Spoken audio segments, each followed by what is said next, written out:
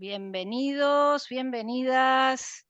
Un gusto a todos y todas por compartir este espacio. Un conversatorio con temas de actualidad tributaria que organizamos junto a Ariadna Artopoulos y Daniela Rey. Un honor que nos acompañen en este encuentro, que a pesar de la virtualidad, la tecnología nos una. Y bueno, la verdad que es muy contentas porque nos acompañan más de 200 inscriptos de Argentina, Perú, Bolivia, Ecuador, Uruguay, Paraguay, Costa Rica, Colombia, Panamá, México, Venezuela, Estados Unidos, Guatemala y Nicaragua. Así que bienvenidos a todos. Las presento primero a nuestras colegas y amigas. Daniela Rey es socia del Departamento Tributario del Estudio Brullú y Funes de Rioja, es abogada con orientación en Derecho Tributario, Universidad de Buenos Aires, es especialista en Derecho Tributario por la Universidad Austral en el 2009, quien la premió con la Medalla de Honor por su trabajo de tesis final. También cursó estudios en la Universidad de Texas, en Estados Unidos. Lidera la Comisión de Tributación Internacional del Departamento de Política Tributaria de la Unión Industrial Argentina y la Comisión de Tributación Internacional del Colegio de Graduados en Ciencias Económicas. También es profesora de nuestra casa de estudios en la Maestría de Derecho Tributario y otros cursos también de la Facultad de Derecho. Por su parte, Ariadna Artopoulos es abogada por la Facultad de Derecho de la UBA y magíster en Derecho Tributario de la Universidad Austral. La cursamos juntas. Es socia del área de Derecho Tributario de Bonchil desde el año 2008 y es asesora en forma regular a empresas nacionales y extranjeras en cuestiones que involucran tributos federales, provinciales o municipales y de aplicación y sobre todo asesoramiento en aplicación de convenios para evitar la doble imposición internacional.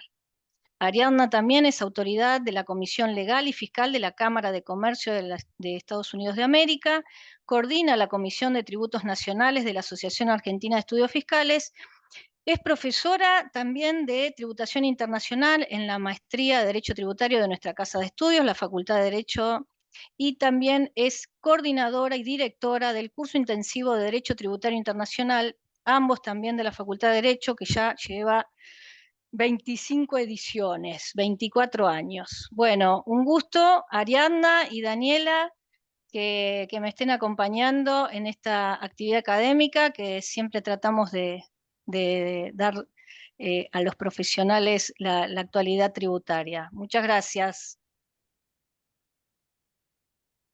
Bueno, y nos enfocamos en este encuentro a tratar temas de tributación nacional. Y como primer punto me gustaría que Daniela nos comente con respecto al impuesto a las ganancias y el impuesto cedular de altas rentas. Daniela, te cedo la palabra. Bueno, muchas gracias, María Inés. Sí, esta fue una de las novedades de implementación en el ejercicio 2024. Esta es una ley, la 27725, que salió hacia fines del año pasado, con el propósito de regular el tratamiento aplicable a los empleados en relación de dependencia.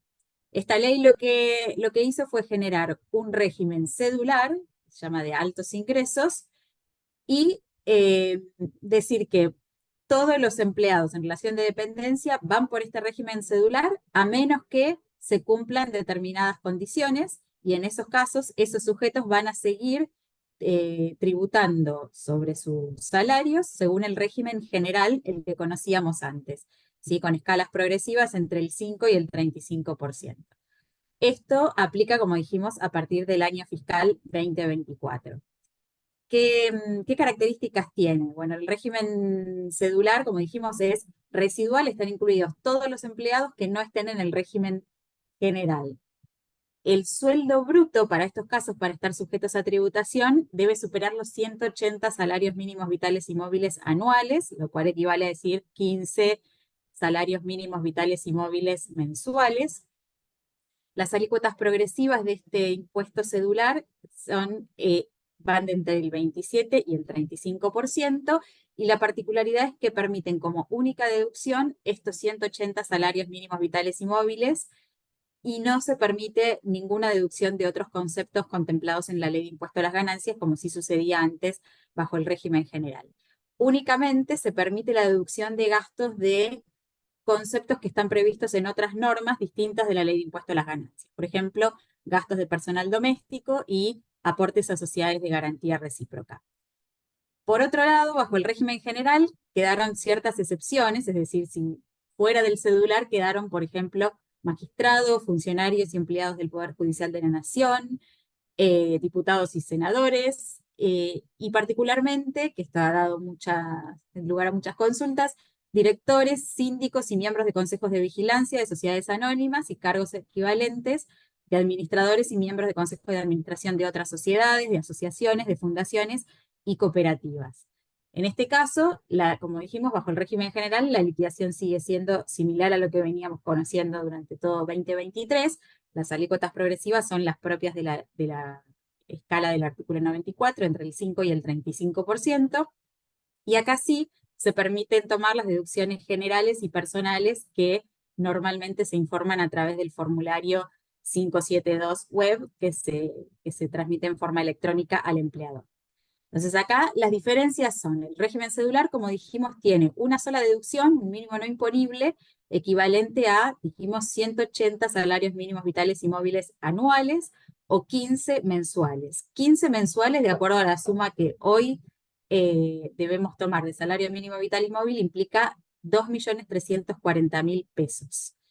Y esto recién se va a actualizar, tomando el salario mínimo vital y móvil de enero. Esto recién se va a actualizar en julio, perdón, de 2024, y luego va a ser retroactivo para los pagos que se hicieron durante el primer semestre del año.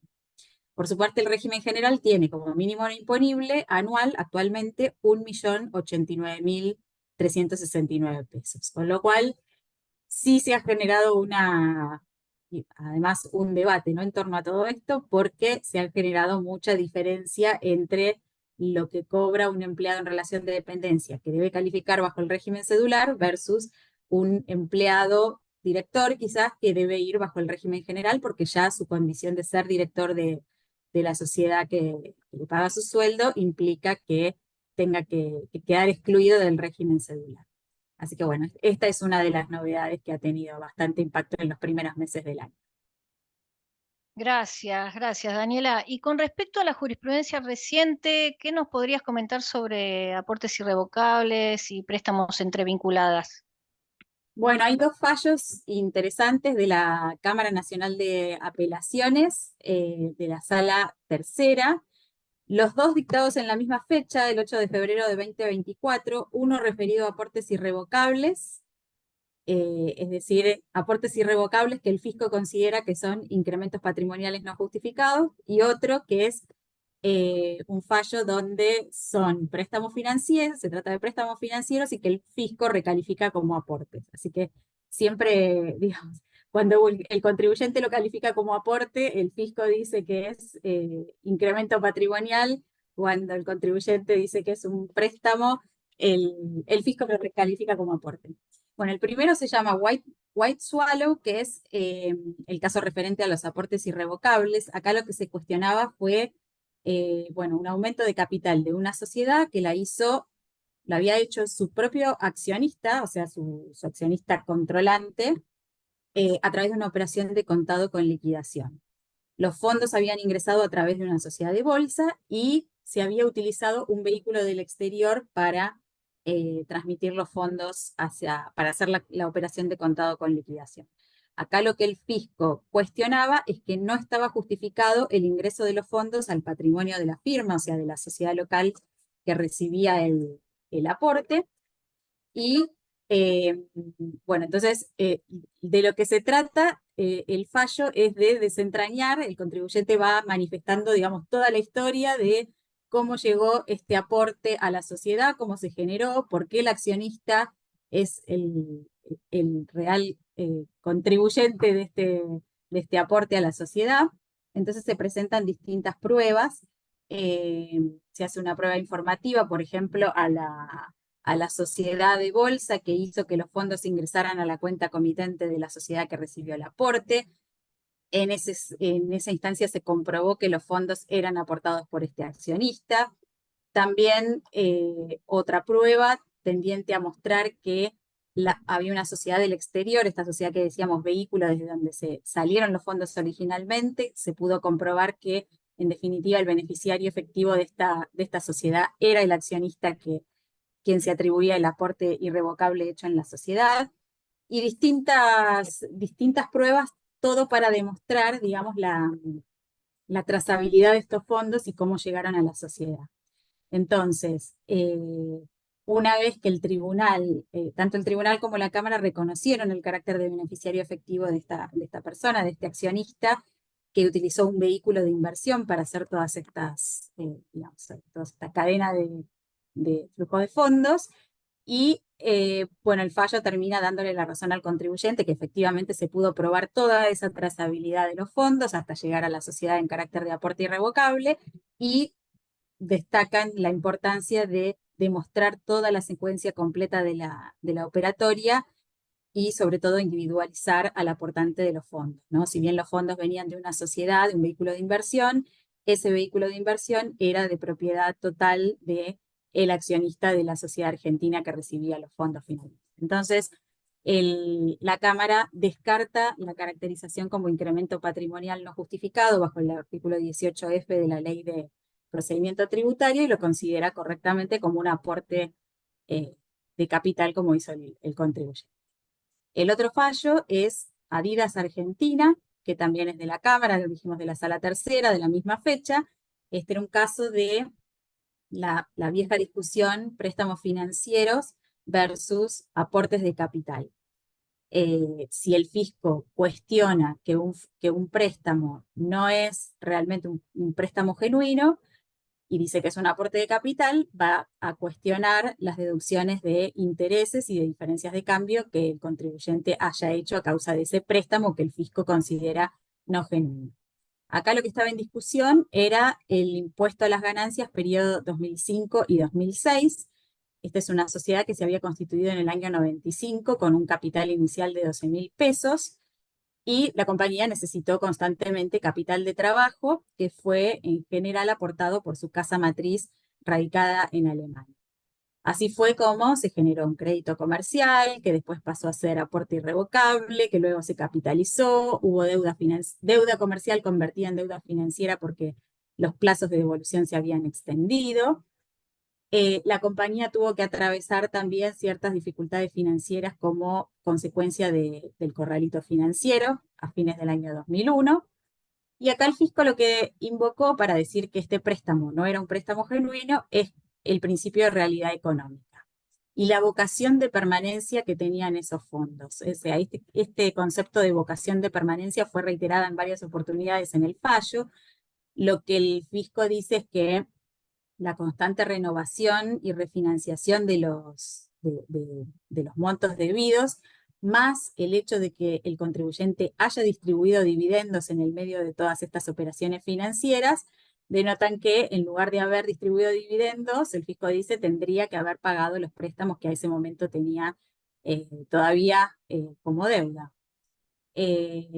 Considera además que hay un tema de capitalización exigua, que nadie le hubiese prestado semejantes montos a una sociedad que tiene solamente un capital de constitución de 12.000 pesos, y que hay un riesgo asumido por el mutuante, o sea que cada vez que el préstamo vencía no había ninguna acción concreta del acreedor, digamos, reclamando su crédito, con lo cual como que lo dejó pasar. Entonces de ahí viene la caracterización, este concepto que se nombra varias veces en el fallo de vocación de permanencia. Lo que la Cámara acá analiza es que se mete a analizar qué pasa con el principio de realidad económica, que no es solamente desacreditar una estructura implementada porque sí, o sea que dice el fallo que no se trata solamente de leer las cláusulas de los contratos y ver los movimientos de valores entre las partes, sino que acá lo relevante es hacer un análisis más amplio teniendo en cuenta la situación económica financiera de la firma actora.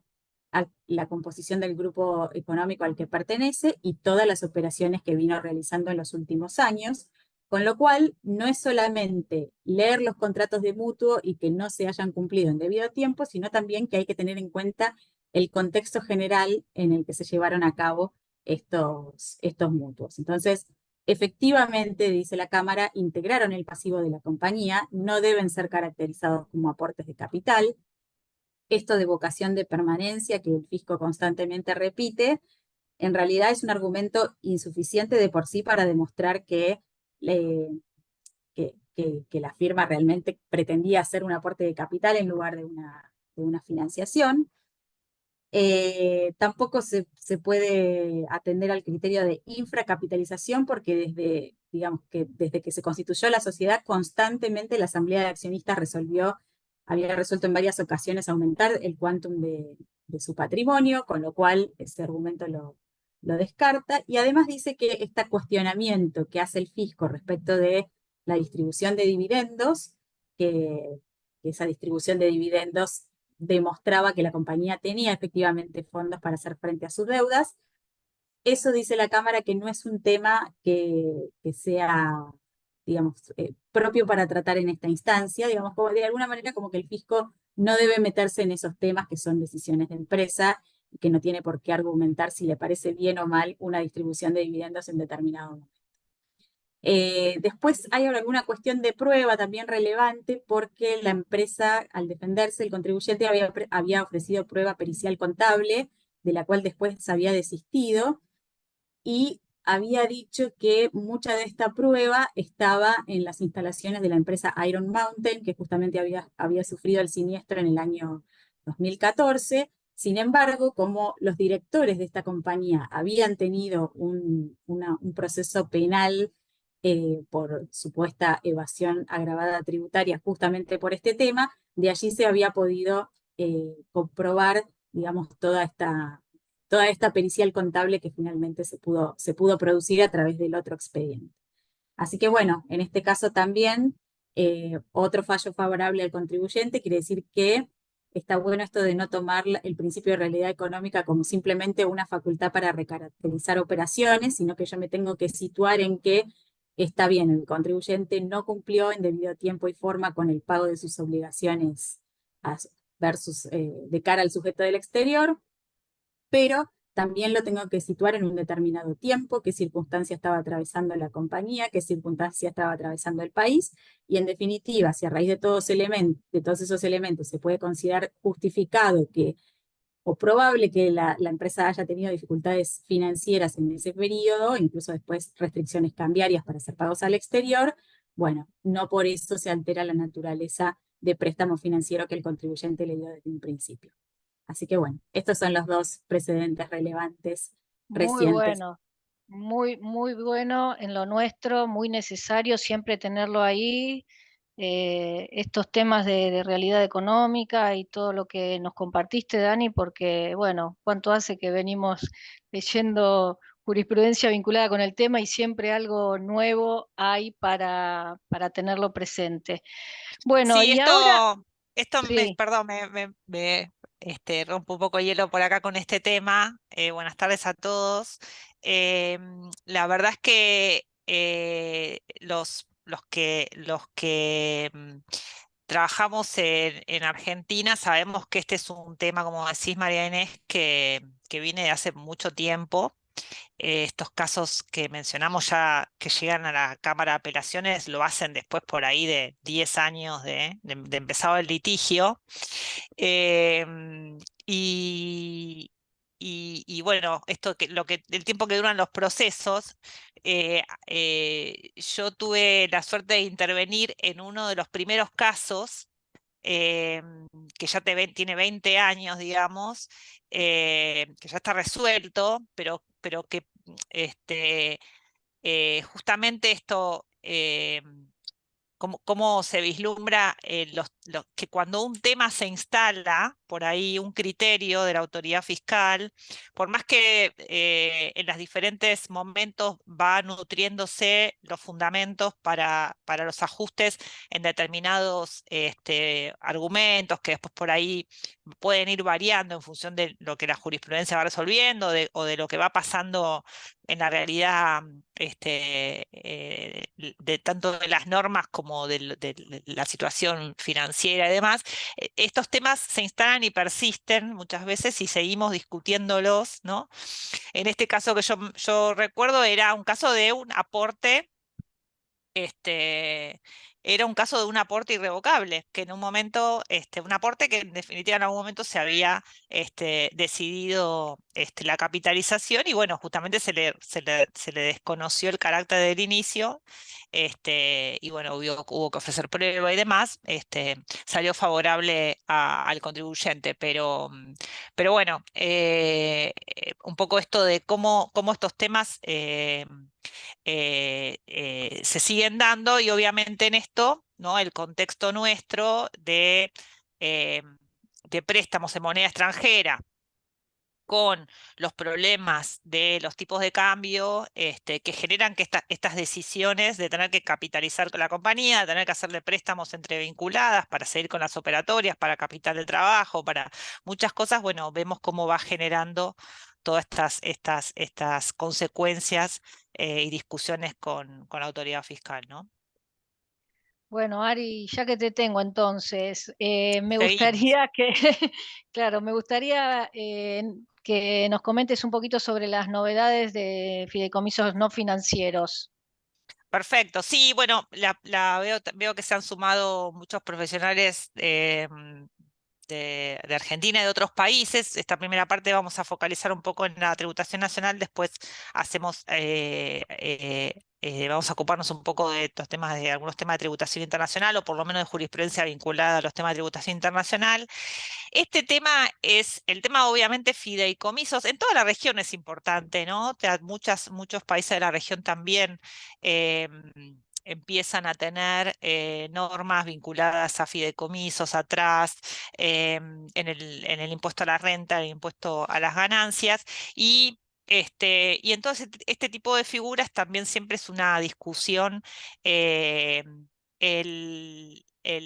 Las obligaciones que asumen estos casos, los distintos componentes de las figuras, en estos casos, se trataba de un fideicomiso no financiero, muy común para los desarrollos inmobiliarios, ¿no? Generar este tipo de estructuras locales, donde hay beneficiarios, fiduciantes beneficiarios, que pueden ser tanto de Argentina como del exterior, ¿no?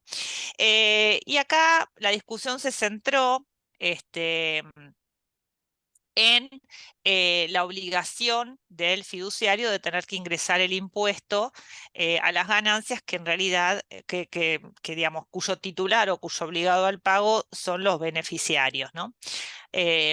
Y este tema, digamos, lo termina resolviendo la Corte este mes, la Corte Suprema de Justicia de la Nación el 5 de marzo, en realidad confirma la sentencia de las anteriores instancias que habían revocado la decisión de la autoridad fiscal de reclamar el impuesto. Y lo hace con fundamento en la opinión de la Procuración, un dictamen previo que se tiene que dar en determinados casos que llegan a la Corte Suprema, y esto fue en realidad un dictamen del año 2021, ¿no? Recién la Corte se expide ahora y toma de alguna manera los fundamentos que surgen de ese dictamen, ¿no?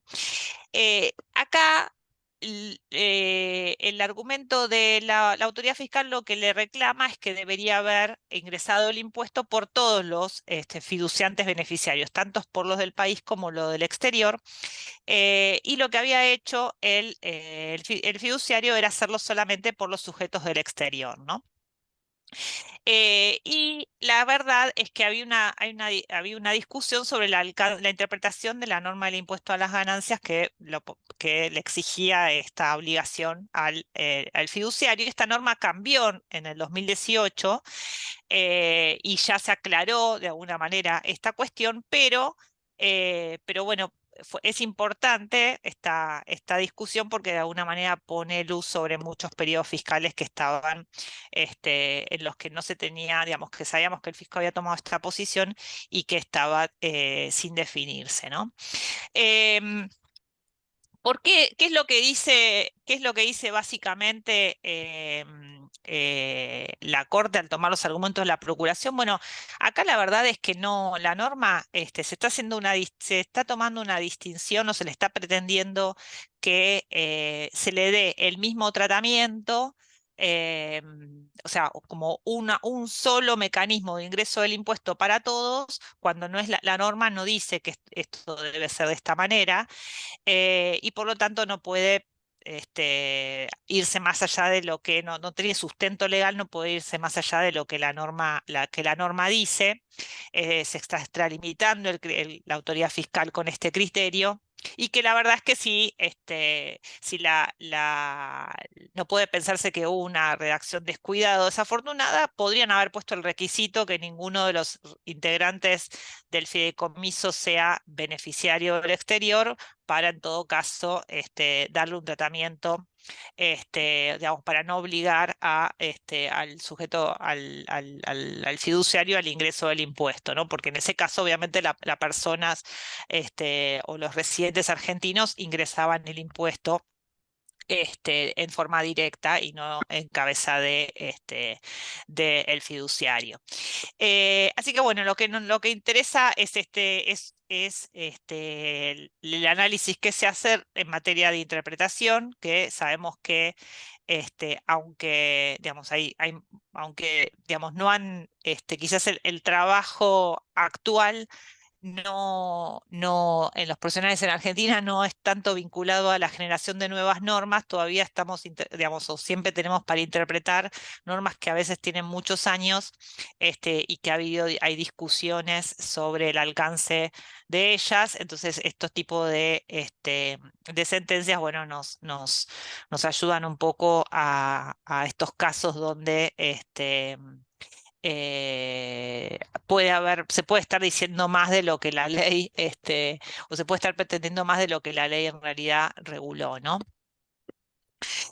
Así que bueno, es este caso donde de alguna manera se termina con esta discusión sobre la obligación de ingreso del impuesto en los casos de fideicomisos inmobiliarios en el impuesto a las ganancias para los periodos anteriores al 2018. El comiso siempre es todo un tema también. Y el otro Exactamente. tema, el otro gran tema que vamos a tocar y que me gustaría que comentes es sobre reorganizaciones empresarias. Sí, este siempre es un tema y en contextos, digamos, actuales, digamos, también la figura de las organizaciones empresarias libre de impuestos que tenemos en Argentina en la ley de impuesto a las ganancias, que permiten la transferencia de activos, y de alguna manera la simplificación de estructuras, o la reorganización de negocios, con esta figura, sin ninguna consecuencia, o digamos, o sin impacto fiscal, no solamente en el impuesto a las ganancias, sino en el IVA y en los impuestos locales. Siempre es una figura que los asesores estamos analizando permanentemente, porque obviamente el botín es grande. Por supuesto que hay muchos requisitos para cumplir.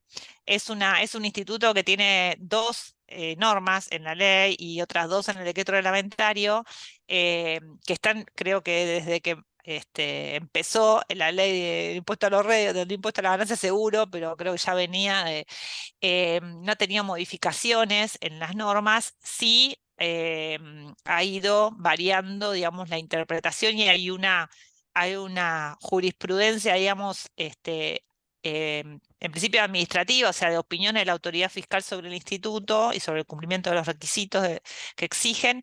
Y en los últimos años, diría más que nada, mucha jurisprudencia judicial, porque hay muchas cuestiones que se han llevado a la discusión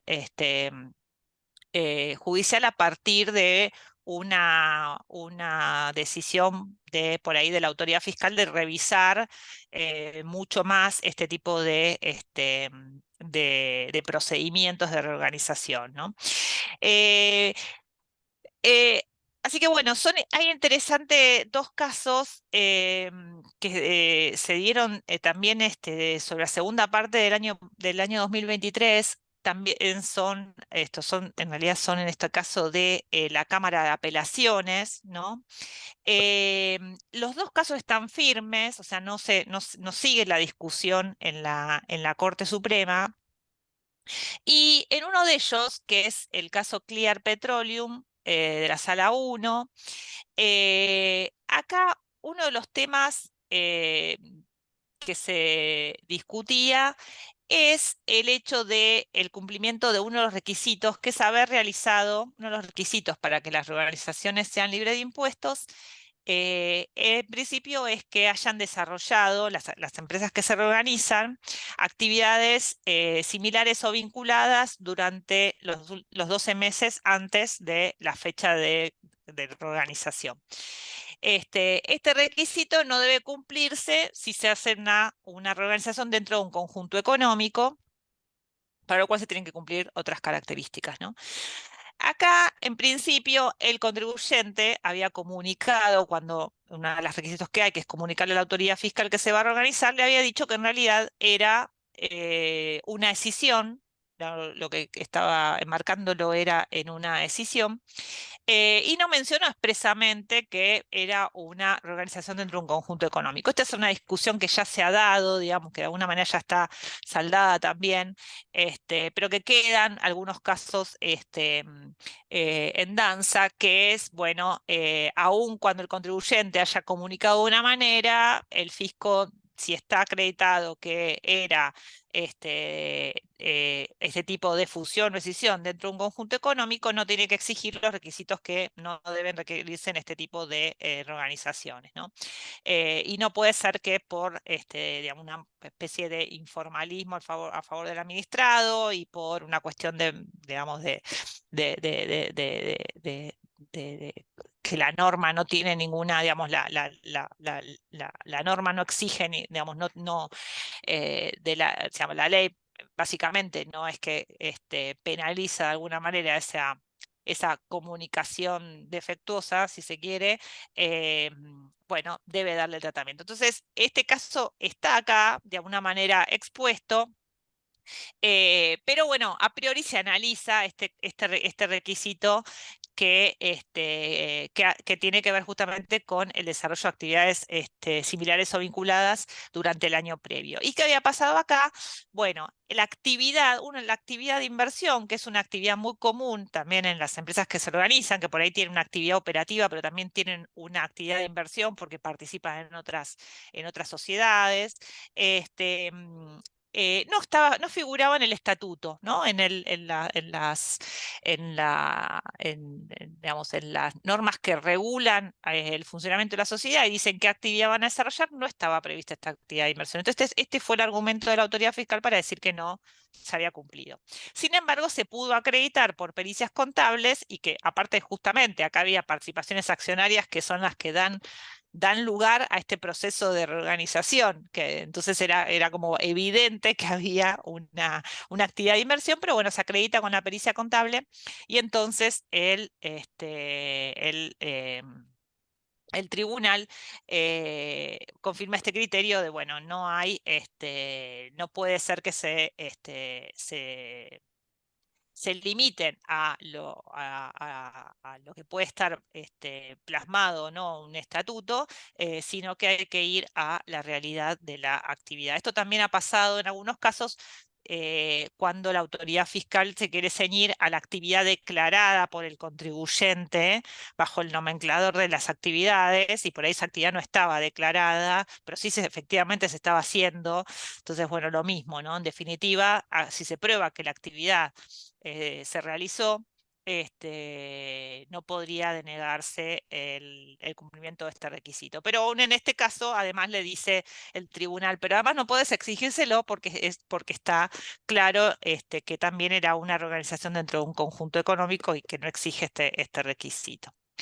Que sería parecido a principio de realidad económica a favor del contribuyente, como en el fallo Palladini, que también fue de reorganización, que había actividades que se hacían en la práctica y, bueno, y finalmente se probaron que estaban trabajando todos en el mismo establecimiento, con lo cual había continuidad de operación. Totalmente, totalmente en la misma línea y está a favor del contribuyente. Y el otro caso, que también les decía que está firme, es interesante más allá del tema de la organización, porque también se trata de alguna manera, hay algunas evocaciones y citas a el principio de la buena administración, el principio de informalismo, ¿no? Y esto tiene que ver justamente porque lo que la FIP cuestiona, y aparte, digamos, acá el impacto que esto tiene es muy grande porque en estos casos directamente se comunica que la reorganización no fue libre de impuestos, se intima de alguna manera a rectificar declaraciones juradas y a ingresar todos los impuestos. O sea, el impacto es muy grande y ya además hay todas unas cuestiones procesales, si se quiera, de que hay que interponer recursos administrativos y después ir a la justicia, y a su vez puede ser que venga el reclamo, digamos, contra esa resolución que de alguna manera rechaza la organización, y después también hay que lidiar con los ajustes que puedan venir, ¿no? Entonces acá la autoridad fiscal le comunica que no se había cumplido con los requisitos que establecía uno de los requisitos, que es comunicar debidamente la reorganización. Y la comunicación de las reorganizaciones se hace a través de digamos, cumplimiento de una norma reglamentaria de la autoridad fiscal, la resolución general hoy 2513, donde hay un plazo para comunicar y hay que aportar mucha información y documentación que acredite el cumplimiento de los requisitos, ¿no? Entonces, la autoridad fiscal cuestiona que, bueno, no había acompañado las resoluciones aprobatorias de la fusión, no había acompañado debidamente los estatutos y las reformas, no había acompañado la constancia de disolución de la sociedad absorbida en el registro público de comercio, ¿no? Y por eso da por decaído los beneficios, ¿no? Y acá lo que el tribunal toma es esto de, como les decía, y es interesante el desarrollo, el comportamiento leal que tiene que tener la administración, ¿no? Y que por lo menos exigía una intimación previa para que sanee, ¿no?, las deficiencias, que además dice no sean esenciales, ¿no?, antes de emitir un acto administrativo que deniega o que considera no, que la organización no cumple con los requisitos para ser libre de impuestos, ¿no? Y bueno, y por supuesto también el tribunal da cuenta, ¿no?, de que en realidad también estaban acompañados algunos antecedentes, que por ahí no era de la manera, ¿no?, que la resolución lo nomina, que deben ser acompañados, pero por ejemplo estaban actas de asamblea donde se habían reformado los estatutos y estaba la transcripción del estatuto, con lo cual no es que no estaban los elementos estaban ahí, ¿no? Y a esto le agregaría yo, que es algo que sabemos que esta norma, la verdad es que tiene que ser revisada y debería, digamos, bajarse el nivel de demanda, ¿no?, de presentación de documentación e información, porque la verdad es que esa información y documentación que el contribuyente ya tuvo que presentar a las autoridades en este caso a las autoridades, al Registro Público de Comercio o en el caso de la Ciudad de Buenos Aires, la Inspección General de Justicia, para que se pueda llevar a cabo la reorganización con efectos legales, digamos, ¿no? Entonces, la verdad que obligar al contribuyente a tener que también presentarlo en AFIP, cosas que se puede acceder dentro de la administración, parecería ser también que es algo que debería, digamos, cambiarse, ¿no? Pero bueno, son interesantes, ya les digo, los dos están firmes, se ve que en esto la autoridad fiscal no insiste, digamos, llega hasta estas instancias de la Cámara. Pero son interesantes porque de alguna manera van consolidando todos estos casos, ¿no? Pero fíjense cómo, digamos, han llegado a esta instancia en la discusión, ¿no? Eh, pero son todos estos casos donde de alguna manera algunos de los requisitos está cuestionado y en definitiva parecería ser con excesivo rigor la mirada que tiene la autoridad fiscal, ¿no?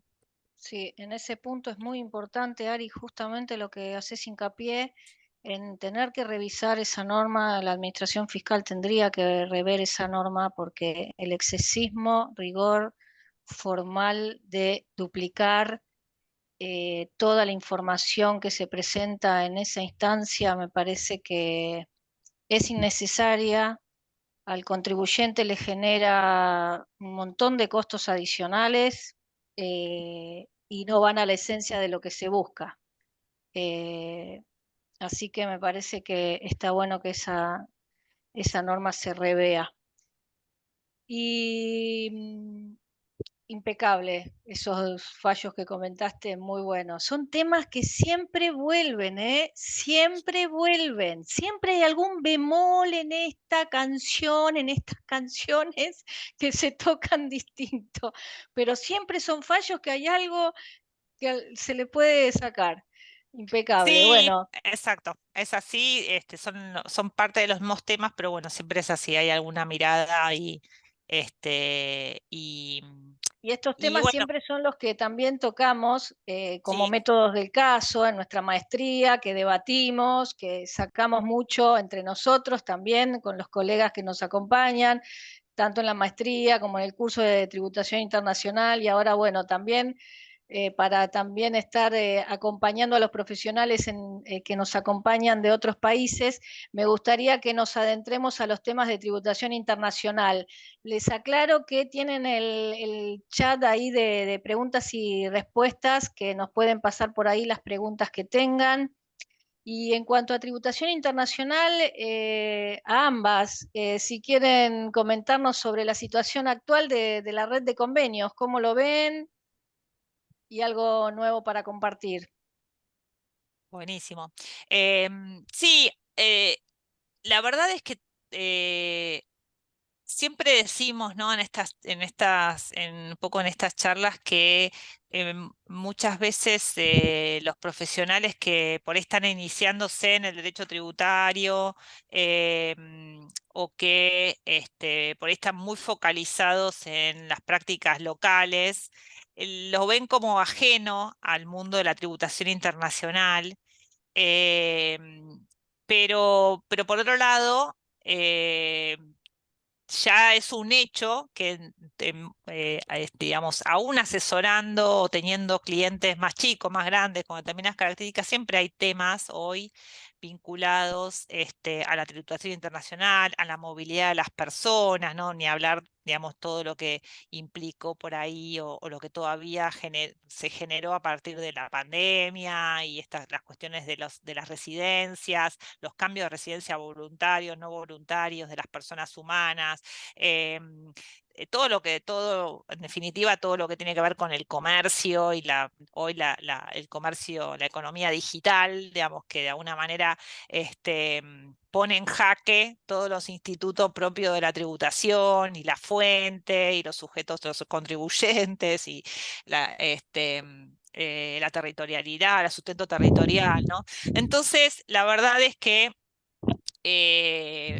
bueno, cada vez no, vemos como más profesionales se quieren capacitar y buscan capacitarse en estos temas, sabiendo que por supuesto hay temas que tienen un desarrollo y que también lo tienen quizás en los países, digamos, centrales, diríamos, o países como con más desarrollo, ponemos con más desarrollo de esta temática, porque hace muchos años que lo vienen discutiendo, porque tienen otros principios, donde por ahí se está, digamos, las discusiones que se dan son por ahí en cierta medida más precisas hoy se dan un poco, se dan antes y después vemos cómo van llegando, con el tiempo van llegando también a los países de Latinoamérica, ¿no?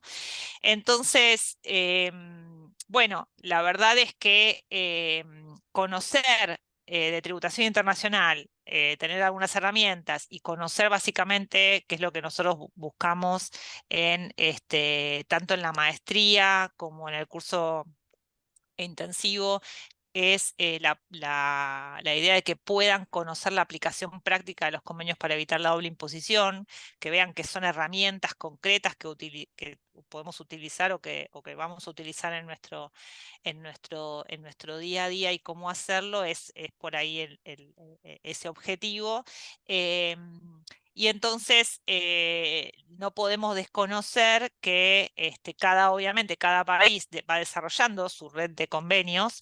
En esto la realidad ha cambiado muchísimo porque la mayoría de los países de Latinoamérica, aún los que estaban más lejanos a fomentar este tipo de acuerdos internacionales, lo fue haciendo por necesidad, digamos, por impulso de otros países, por decisiones políticas estratégicas, por muchas razones, pero hoy el contexto de muchos de los países de la región es totalmente diferente y tenemos, digamos, allá hay una red de convenios, hay convenios, hay países con una red hay países que históricamente la han tenido, como puede ser el caso de México, redes muy grandes, pero hay otros que fueron creciendo mucho, como puede pasar el caso de Uruguay, y bueno, y no solamente, ¿no?, con países europeos, países, digamos, en los últimos años también vimos como mucho más el desarrollo con países asiáticos. Tenemos el caso de Chile, que ha firmado recientemente con Estados Unidos o que entró en vigor con convenio con Estados Unidos. Entonces, bueno, esto como realidad de los convenios en sí negociados por cada país. Pero por otro lado, tenemos un gran cambio que se viene dando en la tributación internacional, que todavía no tenemos dimensión, digamos, de hasta dónde va a llegar, que es esta propuesta de los países del G20 y de la OCDE de firmar un instrumento multilateral, o sea, muchos países firmando un acuerdo para modificar, ¿no?, de manera, digamos, simultánea, no diríamos simultánea, pero en un tiempo, digamos, ir modificando todos los convenios, ¿no?, que cada país decida incorporar a esta mesa, digamos, de cambios, y siempre que el país co-contratante, pues tiene que haber ya un convenio firmado, quiera también modificar ese convenio en particular y de alguna manera se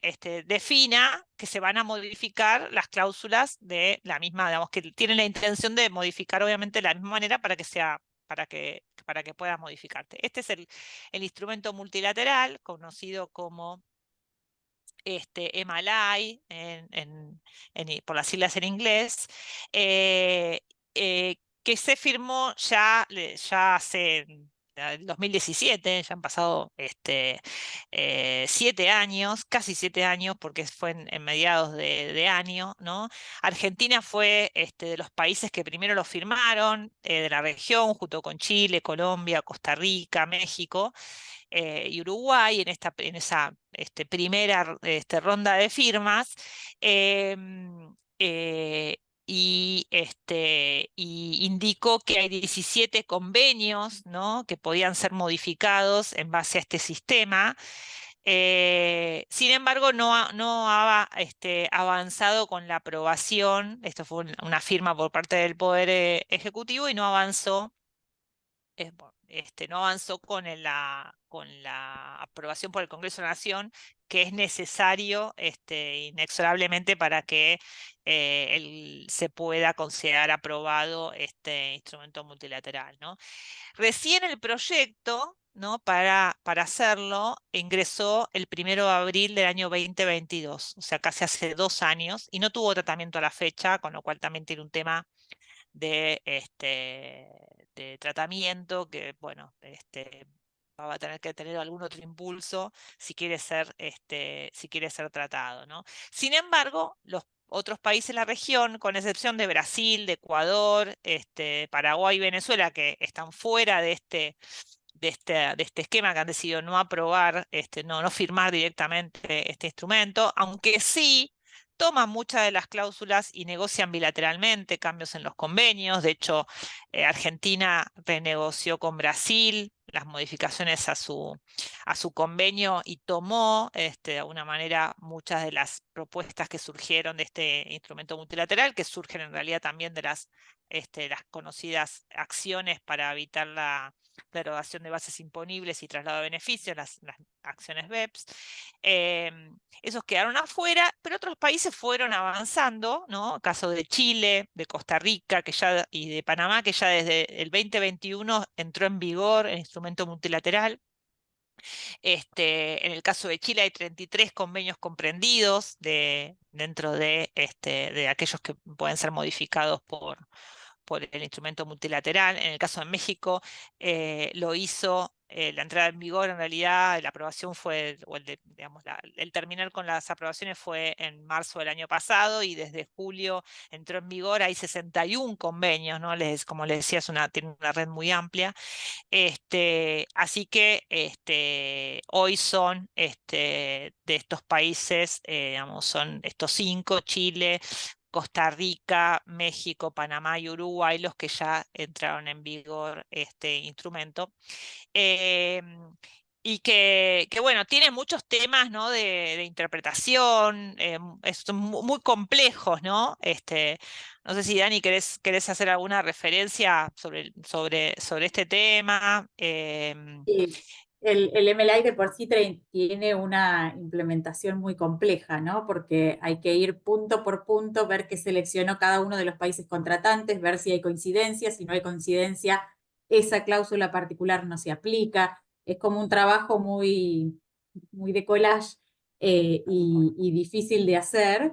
En algunos casos, como comentaba Sari recién, el de Brasil dijo: en definitiva, no tengo una red de tratados tan extensa como para hacer esto de actualización automática de todos mis convenios. Puedo hacer una negociación bilateral y la voy a hacer. Y ahí la tuvo con Argentina.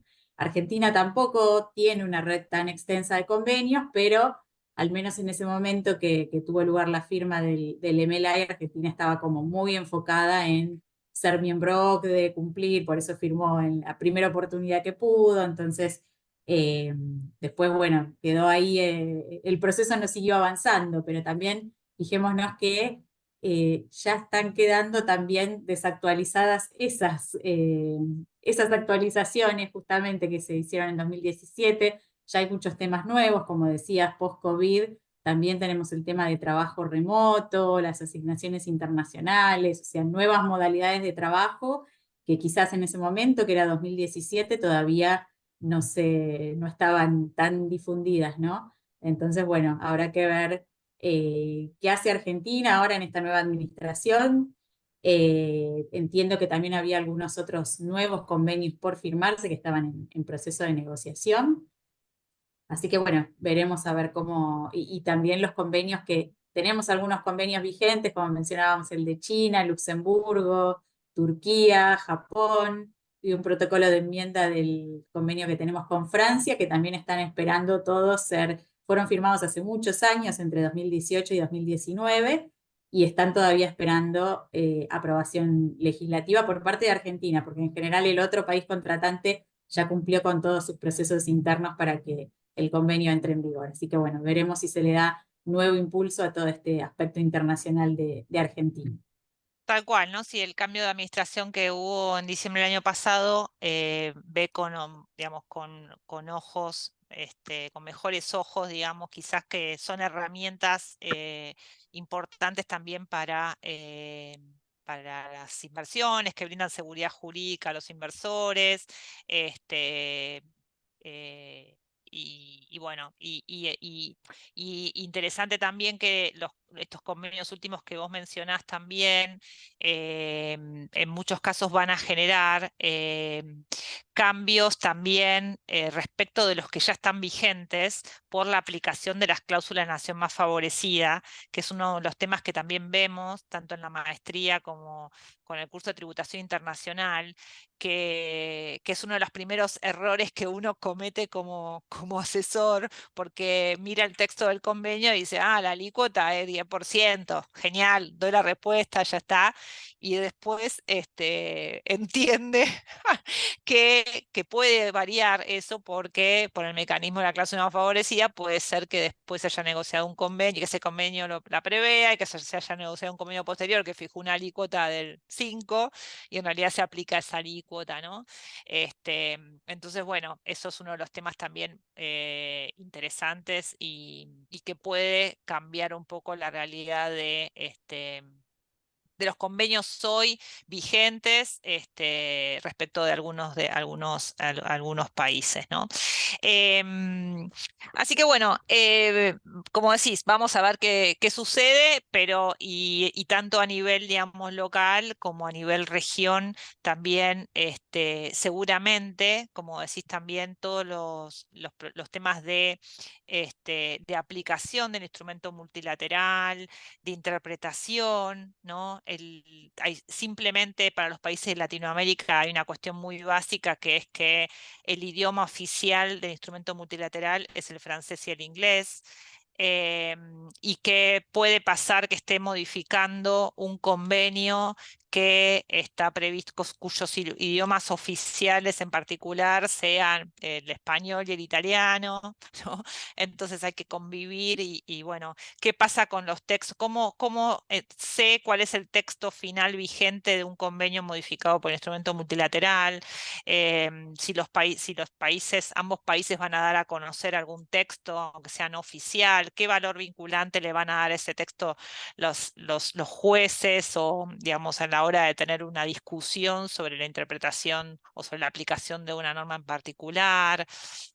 Bueno, y por supuesto los desafíos propios del cambio en sí, que ya están también, como decíamos, incorporados a los convenios, que son básicamente los temas de aplicación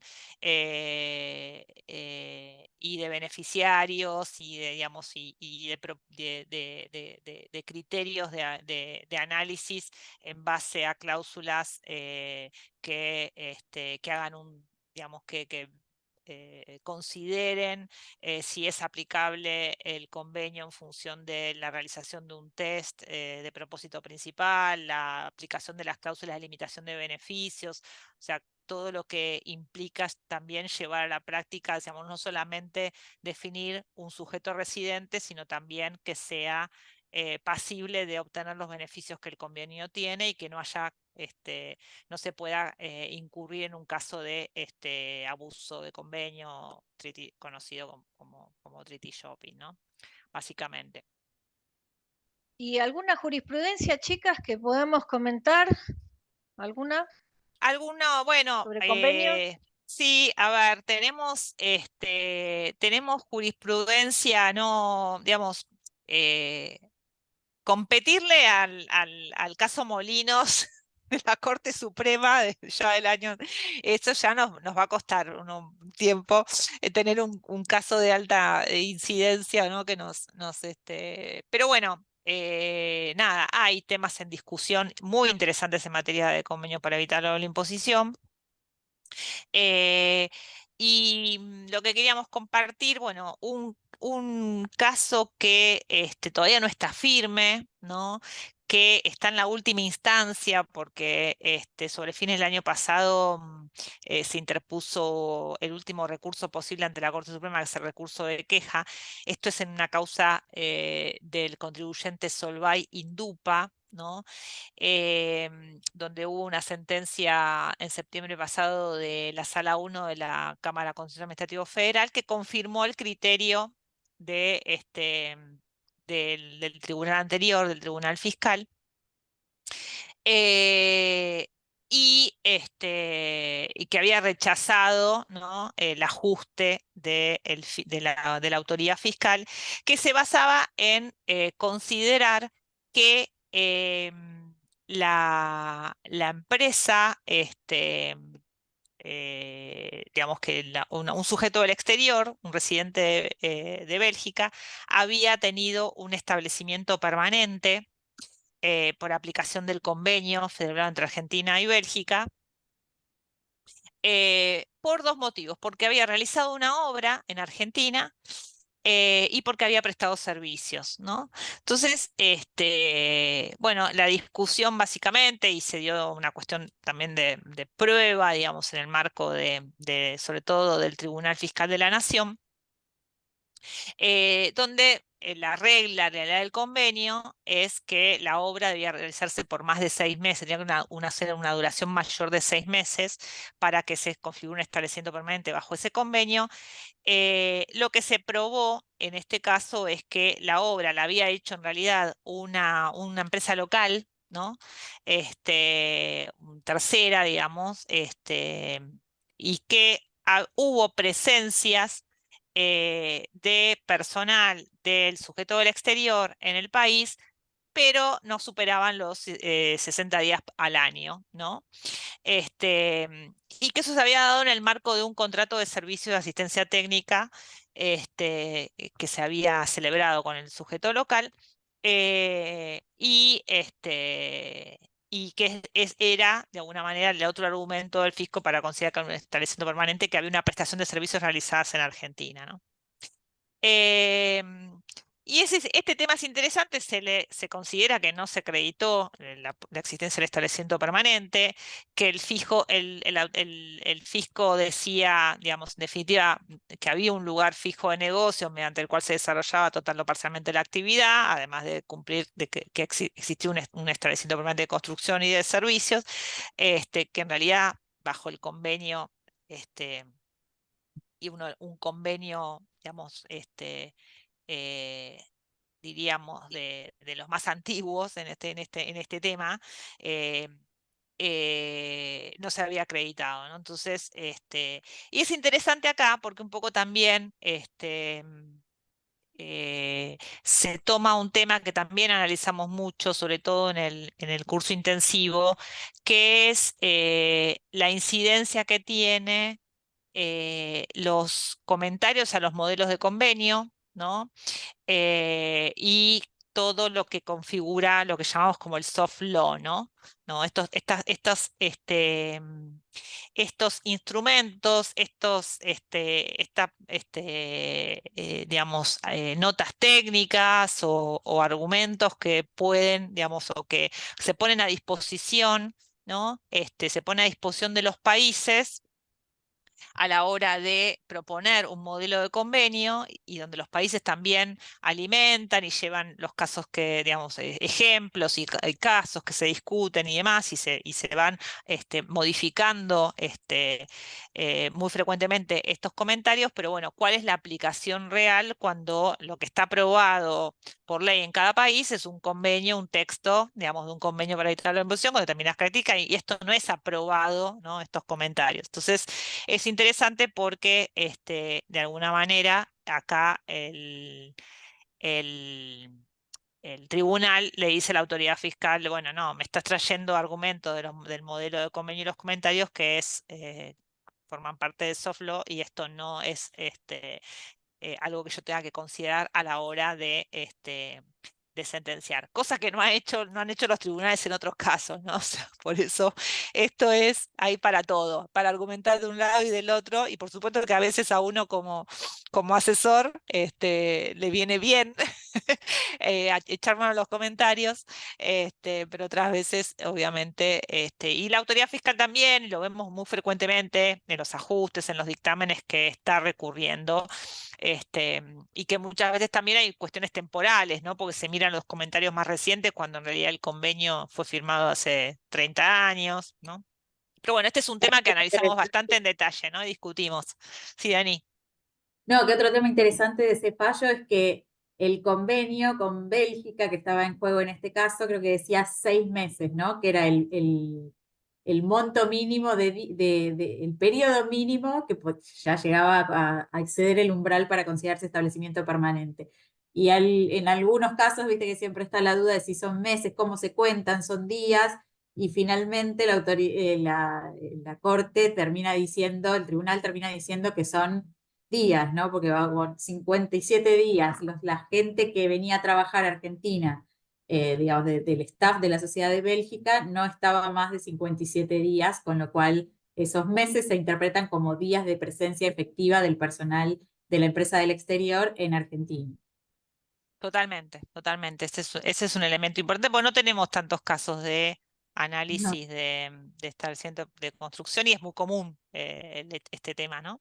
Por las contrataciones sobre todo en supervisión de obras, sí, sí, sí, sí, súper interesante. Otro caso, que tampoco está firme, que en realidad es de otro impuesto, no es impuesto a las ganancias, sino el impuesto patrimonial, digamos, el impuesto sobre los bienes personales, la responsabilidad sustituta, es el caso Praxair, también es de la Cámara, de la Sala 3 de septiembre del año pasado. Ambas partes fueron por recurso extraordinario. Eh, y acá, ambas partes, ¿por qué? Porque si bien fue a favor del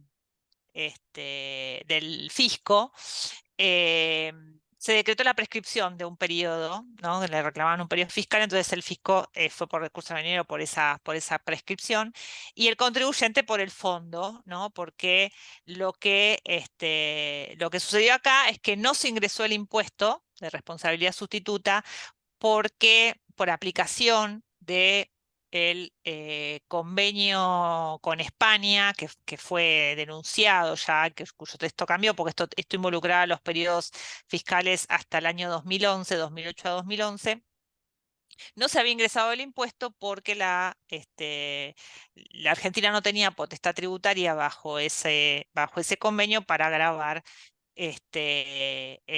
con el impuesto patrimonial a las participaciones accionarias, ¿no?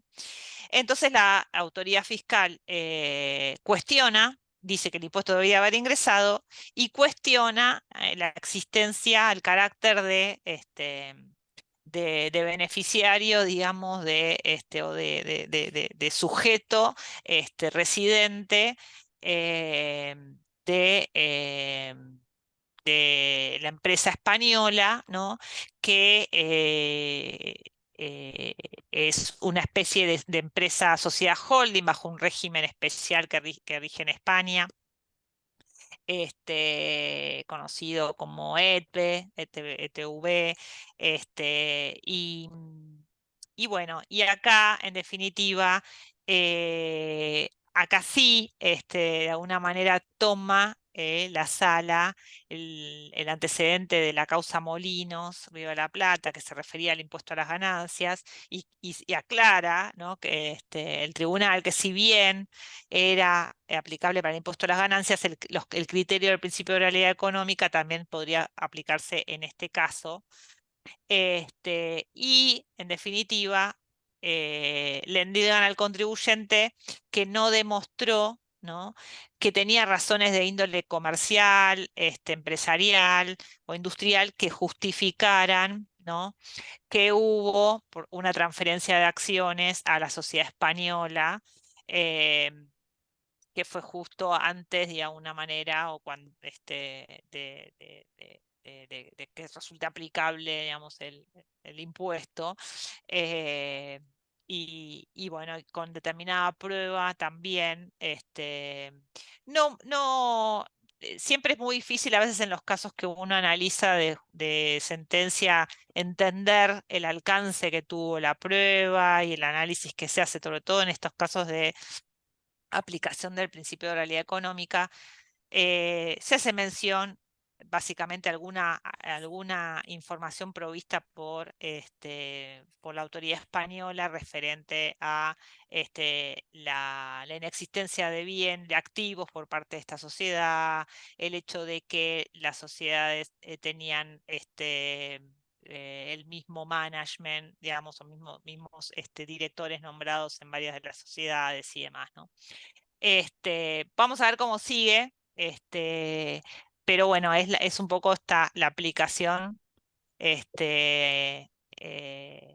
el tomar el criterio de alguna manera, el principio de realidad económica para este tema, aunque ya hubo otros casos también, ¿no? Respecto al impuesto sobre los bienes personales, ¿no?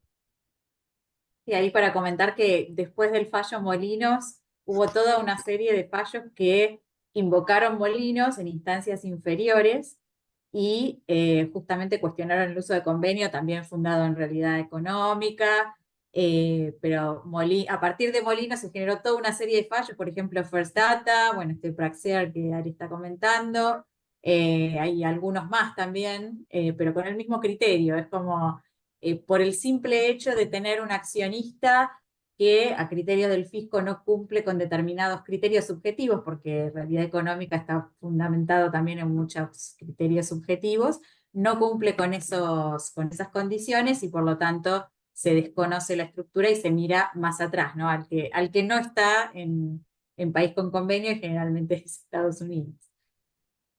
Tal cual, esto nos va, porque bueno, si bien las sentencias son para casos particulares, muchos tribunales de alguna manera inferiores o que están, digamos, que preceden en su sentencia a las decisiones de la Corte por razones de economía procesal o porque, digamos, toman de alguna manera, algunos dejando a salvo que no opinan igual, aunque aplican el criterio, y otros haciéndose eco de ese criterio. Bueno, va a haber que hacer mucho esfuerzo, ¿no? Creo, de parte de los contribuyentes para despegarse y para poder hacer ver que los casos son diferentes y que la aplicación del principio que se hizo en la causa Molinos no tiene que ser de aplicación directa a muchos otros casos que tienen características diferentes, ¿no? También. Para Que deben tener destacar, un fíjense, análisis.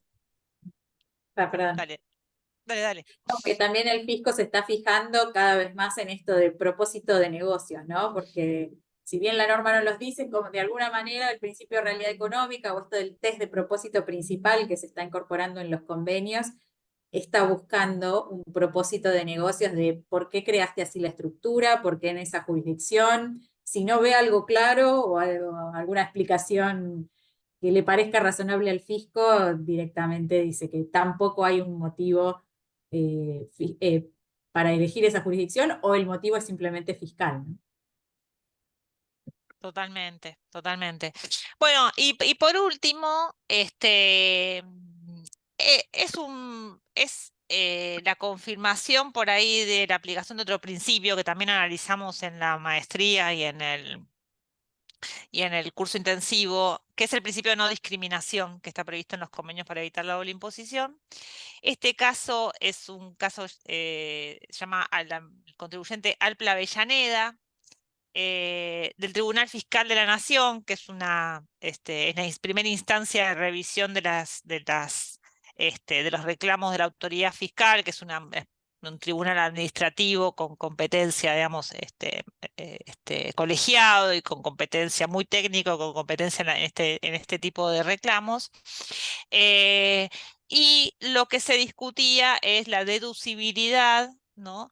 Eh, Vinculado al pago de regalías en el impuesto a las ganancias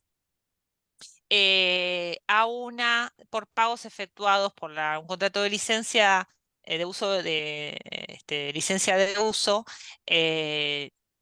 a una compañía austríaca, ¿no? Entonces, por la aplicación del convenio con Austria, eh, se analiza, o el contribuyente invoca que no podía negarse la deducibilidad por aplicación del principio de no discriminación. Este también tiene una situación particular, que es que a partir del 2018 la ley de impuesto a las ganancias reconoce de alguna manera o deja sin efecto un requisito que antes existía, que era necesario tanto para la aplicación de la alícuota reducida prevista en la ley doméstica, como los convenios para evitar la imposición, porque los convenios así también lo dicen, el registro de este tipo de contratos ante una autoridad administrativa local, que otras cosas que otros países tienen, como Perú, me acuerdo, bueno, la necesidad de registración. Entonces le cuestionan que ese siempre fue el requisito del registro tanto para utilizar alícuotas reducidas como para permitir la deducibilidad, ¿no? Y entonces había la ley de transferencia de tecnología, tenía una norma, un artículo 9, que decía que no surtían efectos fiscales los contratos que no se registraban, y de ahí era la razón por la cual la autoridad fiscal, aun cuando bajo la ley de impuesto a las ganancias existe un criterio de deducibilidad para todo tipo de erogaciones que hacen las sociedades, cuestionaba cuando no se había registrado ante la autoridad de aplicación. Eso cambió, como les digo, en el 2018, a partir del 2018, porque esta norma se derogó y entonces ya se aplica el criterio general de deducibilidad en materia de impuesto a las ganancias. Pero el registro sigue existiendo a los efectos del uso de la alícuota reducida, ¿no? Acá lo que había pasado es que el contribuyente registró el contrato, pero luego el contrato fue prorrogado y no fue a registrar la prórroga, ¿no?, de la vigencia del contrato, cosa que fue también algo bastante discutido, si era necesario o no hacerlo. La realidad es que uno tiene que declarar cuando registra el plazo y las regalías que se van a pagar durante ese tiempo. Hay que pagar un arancel administrativo que está vinculado a ese monto de regalías que uno... Entonces, bueno, es un estimado, pero fue una discusión si estas prórrogas debían registrarse o no. Básicamente acá no registró la prórroga, pero lo que se estaba en discusión era la deducibilidad, ¿no? Y entonces el contribuyente invoca que por la aplicación del principio de no discriminación previsto en el convenio, no podía exigírsele ese registro de la prórroga para avalar la deducibilidad. El tribunal le hace lugar, cita un caso anterior que hubo, que es la causa Pirelli, con el convenio con Italia, también que tiene el principio de no discriminación, y considera aplicable digamos, dejó sin efecto el reclamo de la autoridad fiscal, ¿no? Así que bueno, ese es el último caso, pero bueno, es interesante por el alcance del principio de no discriminación, que es, si no le exigís a los contribuyentes locales, tampoco se lo podés exigir, ¿no?, al sujeto del exterior. Bueno, chicas, la verdad que un montón de temas tiraron, un montón de temas. Y hay una consulta y cerramos, porque ya estamos recontra excedidos. Cuando estaban comentando el tema de los convenios multilaterales, los acuerdos multilaterales, nos preguntaron sobre si va necesario el tema del arbitraje, justamente dada la particularidad que tienen cada uno de los países en la firma de estos acuerdos multilaterales. Es En la Argentina, ¿no? Que Argentina no optó por la posición de arbitraje. Yo no te escucho, Dani. Ah, dale. Sí, sí. Ahí te Ah, escuché. perdón, Sí, perdón. sí, dale. No, decía si es respecto de la posición de Argentina con respecto al arbitraje, que Argentina no optó por incluir arbitraje dentro de sus convenios. Sí, ahí la realidad es que muchos países, digamos, el instrumento multilateral dentro de las opciones, digamos, no como norma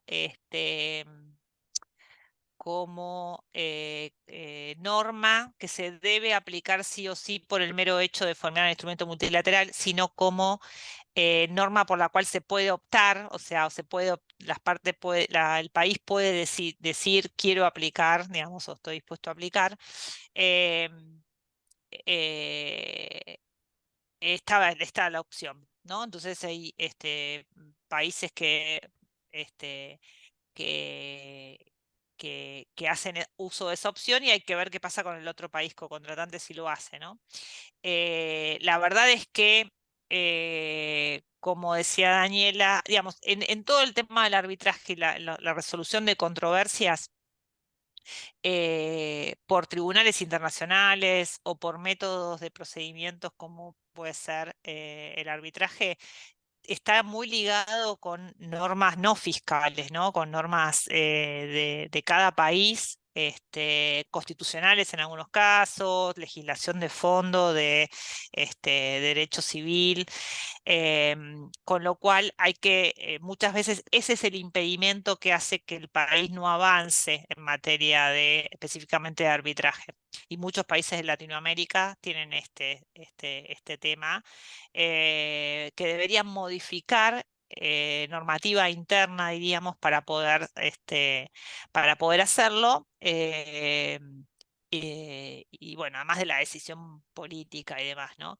Con lo cual, la verdad es que no, si bien en algunos aspectos se incorporan mecanismos de resolución, como puede ser en precios de transferencia, donde hay, digamos, determinados instrumentos nuevos de acuerdos, procedimientos para, digamos, o acuerdos de precio, procedimientos de acuerdo mutuo, que se pueden llevar a cabo en materia de convenios para solucionar en definitiva una controversia. El hecho específico de aplicar arbitraje es una instancia que creo que no vemos como un escenario posible en Argentina y en muchos de los países de Latinoamérica en los próximos años. De tanto en tanto siempre está esta idea de que en algún momento algún país se va a sentir muy presionado por otros países para hacerlo, por la OCDE, ¿no? Pero bueno, esa es cuestión de cómo se desarrolla la realidad política estratégica de los estados, ¿no? Sí, y es cierto que no tenemos una tradición de arbitraje, ¿no? Como que en Latinoamérica ese es el tema que no se tiene experiencia, digamos. Por eso no se selecciona. Exacto. En algunos casos, por ejemplo, sobre todo más quizás en la maestría que en el curso intensivo, hacemos mención a antecedentes que hay de aplicación en materia de impuestos, pero en el marco de los tratados de protección recíproca de inversiones, donde se han discutido, se discuten diferentes temas que pueden impactar en la inversión de un extranjero en otro país, entre los cuales hay temas fiscales, ¿no? Entonces ha habido casos y sigue habiendo algunos casos pero la ventana de entrada es reducida porque generalmente hay que acreditar una expropiación, una afectación muy importante del derecho de propiedad del inversor en el país. Entonces tienen su complejidad, digamos, pero en definitiva termina siendo sometido a un tribunal arbitral, en este caso el tribunal del CIADI, temas que pueden tener en definitiva un tema fiscal, no sé, ser una naturaleza fiscal. Bueno, chicas, 1.000.000 de gracias. La verdad, se pasaron con tanto detalle, con tantas cosas que compartieron. Invitar a todos los que quieran perfeccionarse y profundizar en todos estos temas a la maestría en Derecho Tributario, que estamos cerrando las inscripciones. Y bueno, y todos los programas académicos que tanto Daniela como Ariadna nos acompañan. Un gusto estar en contacto permanente con ustedes, con contadores, contadoras, abogados, abogadas que siempre nos acompañan. Muchas gracias a todos y nos vemos pronto. Muchas gracias. Uy, veo a gente muy conocida que nos manda saludos. Gracias. Muchas gracias por acompañarnos. Gracias. Cariños para todos. Cariños. Gracias. Como siempre, un placer, colega Daniela. Gracias, gracias Ari, gracias Dani. Chao, Ari. Chau, chau. Chao. Chicas.